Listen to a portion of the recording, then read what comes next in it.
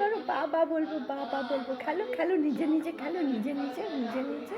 তারা এটা একটা প্রতীকী বেকার যারা তারা করছেন, বিভিন্ন স্টল তারা এখানে দিয়েছেন, তারা চপ ভাজছে। বস্তুত তাদের দাবিটা হচ্ছে যে তাদের নিয়োগ সংক্রান্ত দাবি। তারা 2022-এ টেট উত্তীর্ণ হয়েছে এবং তারা আদালতেও গিয়েছিলেন। যেহেতু এখন পরীক্ষা চলছে, তো মাধ্যমিক পরীক্ষা চলছে, তাই মাইক ব্যবহার বা কোনো কর্মসূচিতে বাধা নিষেধ আছে। সেই কারণে মাইক ব্যবহার না করে তারা আদালতের অনুমতি পেয়েছে এই ইন্দিরা ভবনের সামনে তাদের কর্মসূচি পালন করার।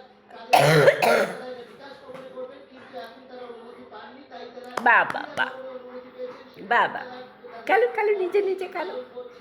তাদের কি দাবি, তাদের থেকে জেনে নেব কি দাবি করছেন আপনারা।